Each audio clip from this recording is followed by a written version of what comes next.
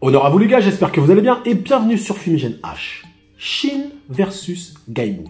Un des Kingdom Fights les plus atypiques que j'aurais eu à traiter sur la chaîne Fumigène H. Ce qui est assez intéressant dans ce Kingdom Fight, c'est que j'ai déjà pas mal de frérots qui m'ont dit « Ouais Fumigène, est-ce que ça sert réellement à quelque chose que tu fasses ce Kingdom Fight là ?» Parce qu'au final, Shin n'a pas gagné, Gaimu n'a pas gagné, Shin n'a pas perdu, Gaimu n'a pas perdu, donc en vrai il n'y a pas eu de finalité. Est-ce qu'il y a réellement des choses à dire sur ce Kingdom Fight? Détrompez-vous les frérots. Je crois que c'est l'un des Kingdom Fight sur lequel il y a le plus de choses à dire. On est dans la bataille de Shoyu. Shin découvre le système des 7 dragons de feu de Wei, etc. Et il découvre l'un des 7 dragons de feu de Wei. Bon, ils sont plus 7, hein, mais bref. Il découvre Gaimu, un homme incroyablement fort. La rencontre se fait de façon assez atypique et assez impressionnante. Tu as Gaimu qui appelle Shin et Shin qui arrive. On est dans le bendo.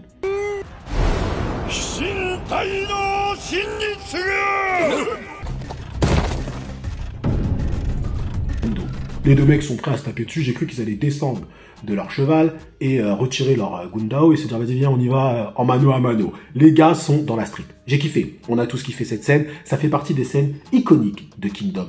Mais vous allez comprendre pourquoi cette scène montre aussi le côté inexpérimenté de Shin. Vous allez comprendre pourquoi. Shin découvre un personnage très fort. Un personnage qui a soi-disant connu Uki Renpa.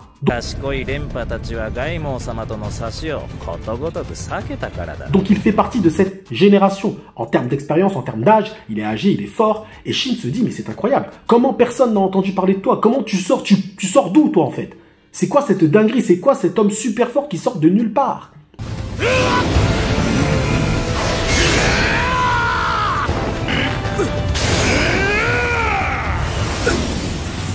Parce que Shin commence à avoir un minimum de connaissances, le nom des généraux, etc. Et il n'a jamais entendu parler de Gaimu. C'est assez impressionnant car au vu de sa force, c'est incroyable. Et Shin va comprendre pourquoi plus tard. Ce combat a une particularité, c'est qu'il y a une partie du combat qui s'est fait un petit peu hors champ. Parce qu'on sait que la star de cet arc, c'est Uhon versus Shihaku. Mais c'est Uhon, ok? Donc au final, Shin versus Gaimu, ce qui est intéressant à analyser, c'est pas la chorégraphie du combat en lui-même, mais c'est surtout le combat futur. C'est-à-dire les événements qui vont se dérouler, comment Shin va pouvoir battre Gaimu, pourquoi Shin n'a pas pu battre Gaimu maintenant, et comment il va faire pour le battre plus tard. C'est ça qui est intéressant, finalement, à analyser. Et ce qui est intéressant à analyser aussi, c'est pourquoi Gaimu n'intéresse pas Uki, Renpa, etc. Et pourquoi il intéresse Shin. Pourquoi il est intéressant pour Shin?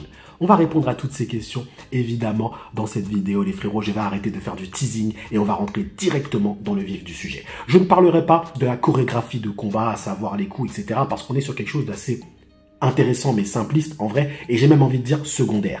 Parce qu'on a eu un premier combat Shin versus Gaimu, que Shin a évidemment pas perdu, mais du moins il n'avait pas l'avantage. Deuxième combat Shin versus Gaimu aussi, Shin n'avait pas vraiment l'avantage, mais il a commencé à remonter un petit peu dans l'estime de Gaimu, et aussi il a réussi un petit peu à faire jeu égal. Mais clairement, si ce combat avait perduré, Shin aurait perdu. Perduré, vous l'avez vu celle-là? Bref. Mais je ne m'arrêterai pas à la chorégraphie, je m'arrêterai plutôt au sous-texte. Gaimu. Pourquoi Gaimu est intéressant comme général?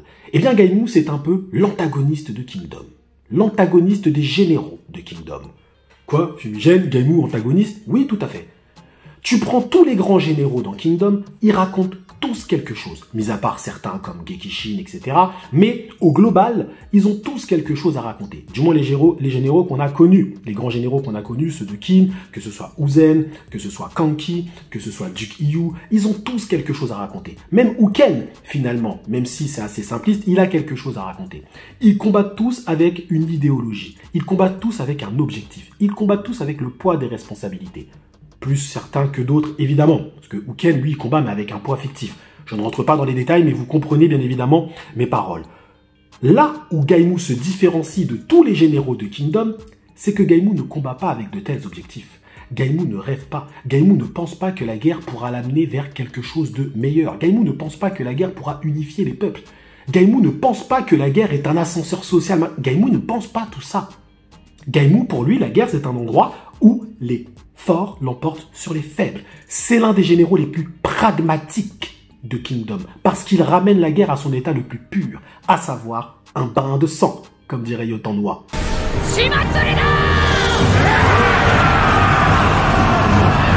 Gaimou n'a pas de volonté propre. Lorsqu'il est sur le champ de bataille, il est là pour faire du sale.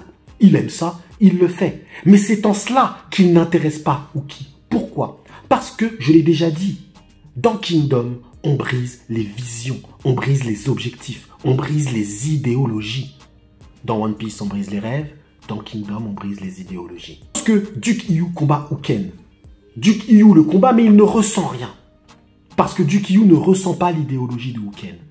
Il se dit, mais tu es là, tu es sur le champ de bataille, tu es très fort, mais qu'est-ce que tu veux au final? Pourquoi tu es là? Et lorsqu'il comprend, finalement, Uken, c'est pas qu'il ne l'intéresse plus, mais au final, il se dit, ce gars-là est incohérent, ce gars-là est stupide parce qu'il ne comprend pas les nuances de la guerre. Finalement, il est là, mais il ne comprend pas que sa réponse est devant lui. Bref, beaucoup de contradictions chez Uken qui n'intéressent plus Duke Hiyu. Duke Hiyu aussi aurait pu faire partie de la liste des généraux qui ne sont pas intéressés par Gaimou. Et c'est la même chose pour Uki. Lorsque Uki voit Gaimou, il ne répond pas à sa provocation comme Shin a répondu. Parce qu'il sent tout de suite que Gaimou n'a aucun objectif sur le champ de bataille.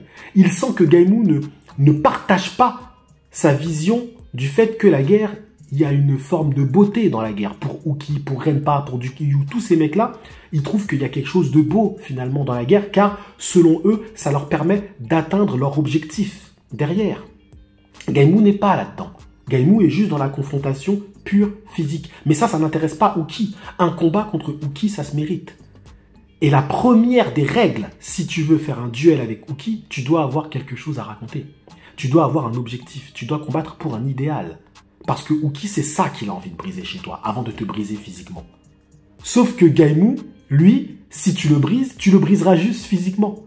Parce qu'il n'a pas d'idéal. Il ne combat pour personne. Clairement et simplement, Gaimou. Donc voilà déjà la raison pour laquelle les généraux de son époque, Uki, etc., ne se sont jamais intéressés à Gaimou. C'est pas parce qu'il est faible, au contraire, il est très fort, peut-être même plus fort que certains. Mais c'est juste parce que il ne leur aurait pas fait ressentir ce sentiment de « je t'ai brisé intérieurement, moralement, après je te brise physiquement ». Et Uki lui dit « lorsque tu auras trouvé quelque chose, une raison de combattre, je te tuerai avec plaisir. » Parce que cette fois-ci, je prendrai du plaisir. Mais c'est pour ça que Uki ne combat pas Gaimou, c'est parce qu'il va le tuer, mais il n'aura pas de plaisir à le tuer. Parce qu'il se sera juste pour lui un homme parmi tant d'autres, un général parmi tant d'autres. Et Uki, il vaut mieux que ça. Ok? Mais attention, et c'est là où je vous retourne le cerveau. Qui a raison dans cette histoire? Est-ce que c'est Gaimou qui ne voit dans la guerre qu'un aspect pragmatique, un bain de sang, des forts qui l'emportent sur les faibles? Ou est-ce que c'est Uki, Renpa, Shin, tous ces mecs-là qui ont raison? Est-ce qu'il y a quelque chose de beau dans la guerre? Est-ce que la guerre peut te permettre d'atteindre tes objectifs? Est-ce que la guerre peut te permettre d'unifier des peuples? Est-ce que pour unifier des peuples, pour arriver à la paix, tu es obligé de faire la guerre? C'est la question que je vous pose. Donc qui a raison dans cette histoire? Est-ce que ce n'est pas Gaimou qui a raison face à tous les généraux? C'est peut-être lui qui a raison. Et oui, parce que Gaimou, factuellement parlant, il voit bien que la situation actuelle de la Chine n'évolue pas. En plus, il a une grande expérience. Il a fait beaucoup de batailles. Il voit bien que toutes ces batailles n'amènent qu'à plus de batailles. Donc quand il a un mec comme Shin qui déboule et qui lui dit « oui, mais moi, je veux unifier », il dit « mais qu'est-ce que tu vas faire de plus que les autres? Qu'est-ce que tu vas faire de mieux?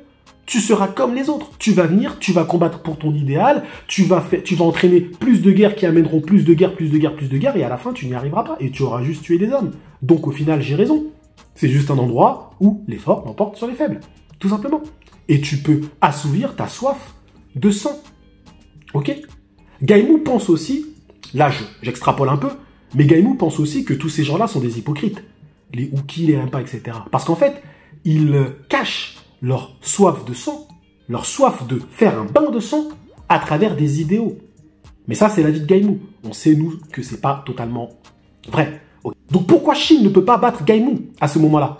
Parce que Shin n'a pas assez d'expérience. Shin ne peut pas apporter la réponse à Gaimou. Shin a pu apporter la réponse à Wuken parce qu'à ce moment-là, moralement, il était prêt. Il avait assez combattu, il avait assez d'alliés, ennemis, alliés, machin.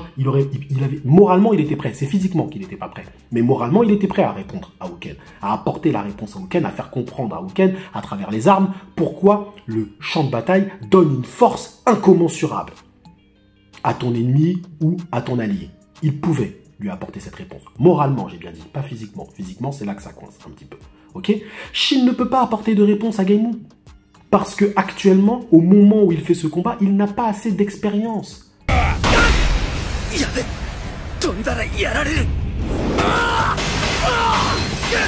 Gaimou, lorsque Gaimou lui sort cette phrase, il ne sait pas trop quoi répondre. Il répond évidemment, il répond bien, attention. Mais Shin ne peut pas dire, ne peut pas expliquer à Gaimou que ce qu'il est en train de faire, c'est quelque chose de bien. Il ne peut pas. Parce qu'on est encore, on va dire, au début de l'unification. Il n'y a aucun état qui a été unifié. Et on unifie les états par la force. Attention, hein. Le rêve de Sei, c'est un rêve de boucher. On est en train de lire un manga dans lequel les protagonistes sont des bouchers. Ils envahissent les autres états. N'oubliez jamais ça, les frérots. Parce que sinon, vous vous faites retourner le cerveau par Hara. Et Hara, lui, ne l'a pas oublié.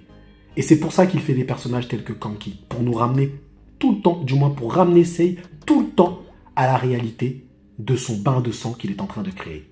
Donc, Shin ne peut pas répondre à Gaimou. Il ne peut pas répondre maintenant. Il n'était pas prêt physiquement et il n'était pas prêt moralement. Donc, il n'y a aucun élément, il n'y a aucun monde, il n'y a aucun kingdom où Shin pouvait l'emporter face à Gaimou. Ça aurait été une incohérence scénaristique. Clairement et simplement. Tu aurais manqué de respect au personnage de Gaimou. Mais maintenant, pourquoi Shin peut l'emporter demain? Pourquoi Shin pourrait potentiellement l'emporter lors de l'invasion de Wei? Parce que Shin aura beaucoup plus d'expérience. Peut-être même qu'il sera déjà un grand général. On ne sait pas. Ok? Il a combattu Wuken, il a combattu d'autres généraux par la suite. Il nous a fait un grand discours à Han, où il a expliqué, finalement, qu'est-ce qui est la nature de l'homme. Il a réussi à donner une réponse à une question qui était beaucoup plus complexe que celle que Gaimou va lui poser. Donc Shin, maintenant, est capable de répondre à Gaimou. Il est capable non seulement de lui expliquer que sur un champ de bataille, ce n'est pas seulement un lieu où les forts l'emportent sur les faibles, c'est aussi un lieu où tu te nourris de la volonté de tes adversaires, mais également de tes alliés, pour créer un nouveau lendemain. Il est capable de lui dire ça, car maintenant il l'a fait, du moins plus que lors de l'arc de Shoyu. Il est capable de répondre aussi à Gaimou que la guerre est également, pour lui, un ascenseur social pour passer d'un statut d'esclave à grand général, respecté à travers toute la Chine. Il est capable, il sera capable aussi de dire à Gaimou qu'il est sur la bonne voie, car lorsqu'il va combattre Gaimou, il aura peut-être déjà unifié 1 ou 2 états, on ne sait pas. Donc il se pensera sur la bonne voie. Il aura des preuves que son rêve est réalisable. Parce qu'il dira, on a déjà peut-être unifié 1 ou 2 états, on est dans telle situation, on est sur la bonne voie, on y arrive. Vous voyez ce que je veux dire? Il aura des éléments concrets à amener. Après, Gaimou pourra lui répondre, vous avez juste unifié des états de force, vous les avez détruits, vous avez tué les familles royales, et aujourd'hui tu te présentes chez nous. Gaimou peut lui répondre ça. Attention, Gaimou c'est le pragmatique, hein, face au rêveur. C'est ça la confrontation idéologique, hein. Je vous ai teasé la fin de la vidéo. C'est le rêveur Shin face au pragmatique Gaimou. Attention, hein. L'intérêt, il est là, dans leur confrontation. Mais Shin pourra se confronter à Gaimou physiquement. Déjà, de 1, il a battu Wuken, donc à partir de maintenant, ça y est, c'est bon, hein, on est bien d'accord. Mais même, il aura pris encore plus de gab, il aura pris encore plus de galons, d'expérience, de force. Donc Shin, physiquement, déjà, sera prêt. Et il sera prêt aussi moralement. Parce qu'il aura fait assez de batailles, il aura fait assez de guerres, il aura combattu assez d'adversaires, d'états. Il aura peut-être même unifié des états, il aura plus d'éléments. Donc il pourra combattre Gaimou. Et Shin versus Gaimou sera peut-être l'un de ses combats les plus difficiles de toute l'œuvre. Parce que là, il va se confronter au pragmatisme de la guerre. Gaimou, c'est ça en fait. Gaimou, c'est la représentation du pragmatisme de la guerre, de la violence de la guerre. Ce que la guerre peut créer de plus dangereux. Parce que tu as un homme qui est face à toi, qui n'a aucun objectif, il n'a pas de rêve, rien du tout. Tu vas juste devoir te mettre à son niveau, le combattre, le battre physiquement. Mais tu vas devoir lui expliquer que le champ de bataille, ce n'est pas seulement ça.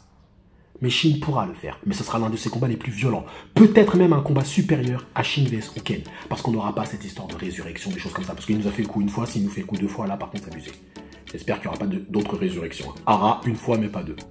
On l'a laissé passer celle-là, mais la deuxième fois ça passera pas.